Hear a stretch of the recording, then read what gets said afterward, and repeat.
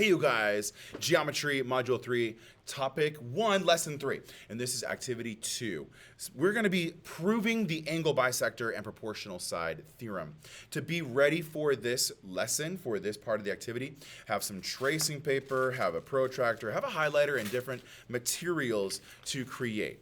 When you bisect an interior angle of a triangle, vocab word, you can observe proportional relationships. Another vocab word among the sides of the triangles formed. You'll be able to prove that these relationships apply to all triangles. What we have here is just a generic ABC triangle. Nothing too specific about it. Could be considered scalene, could be considered obtuse. And point being though, in this triangle, we need to bisect an angle. I'm going to recommend we bisect angle A. Why angle A? B is a better choice. Let's bisect angle B. A little adjustment to the book. Haha, you're wrong. Okay, angle B. So to do that, I'm going to trace the triangle. So I'm tracing AB, C. I'm making sure that I have a dot and a dot and a dot on all three of the vertices. Then trace the opposite side. Now, I'll show you up here in the camera screen what I'm supposed to do. So let's go ahead and resize this for a second. What you need to do is take the triangle that you traced and fold it so that that angle here is folded in half. And the way to fold it in half is that this side and this side need to meet. All right, so watch. I'm looking through it. I'm kind of looking into the light on it, folding it. This is going to take some practice if you don't get it right the first time. Okay. Do it again.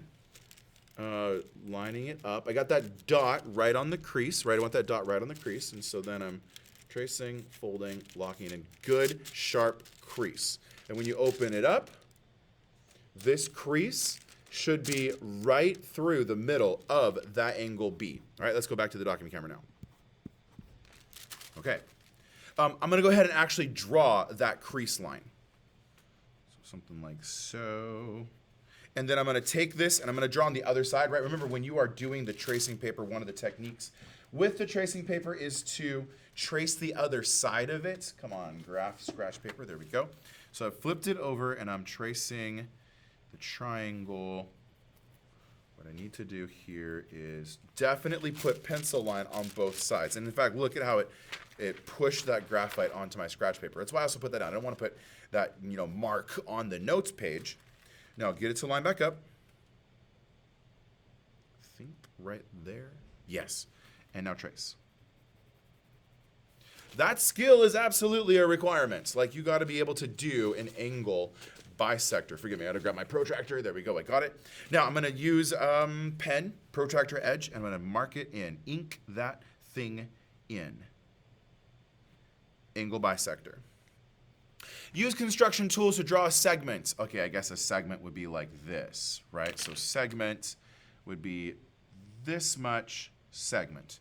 That bisects angle B. I said angle B, not angle A. And it will intersect AC. Right, so we want to talk about the intersection here. It also is going to line up with this map up here. So I want to kind of keep the poster notes, go watch that video if you haven't yet, in line with this triangle. Now, measure the lengths of, I got to do some adjustment. I still want to measure the length of AB. And I want to measure the length, I'm going to mark this point as D, right? That's still done. That's still point D. I'm going to measure the length of AD. And I'm going to measure the length of BC. And I'm going to measure CD. Then I'm going to come back and do the ratio of the sides. We want to observe these ratios. I'm telling you, something's going to stand out. We're going to be like, oh, that's what he's talking about? Post your notes. Go watch it. So let me highlight here. AB to AD. That's this and this. Millimeters. For a measurement, I get AB is 10, almost 20. I'm going to say 19 millimeters. And then I'm going to measure AD. So AD, measuring the way we made it, It looks like approximately 14, right? 0, 10 to 14. This is about a little past 14, might look like 15. I'm going to leave it there at that one. Let's make the ratio of those two sides. AB over AD equals 19 over 14. Hey Siri, what's 19 divided by 14? That would be approximately 1.3571. 1.3571. Okay, now measure the lengths of BC and CD. Okay, I can do that. So BC would be this one. Lining up 0 there. It looks like it's about 25 millimeters, right? 10, 20, and then 25. Okay, and then CD would be over here. So from 0, 21. I feel like something's off. 2019? I'll leave it there. Hey Siri, what's 25 divided by 21? No answer. Hey Siri, what's 25 divided by 21? 25 divided by 21 is approximately 1.1904. Approximately 1.19. Now, I'm only human. My measurements are not perfect. And I also realize right now in my imperfection that I did not show you my screen for this one. So these two should be the same.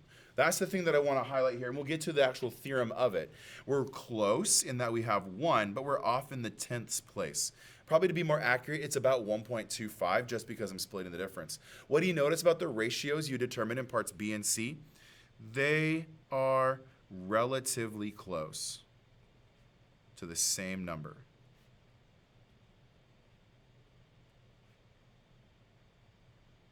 I'm going to continue with this conversation in the next video. The next video will be on page 477.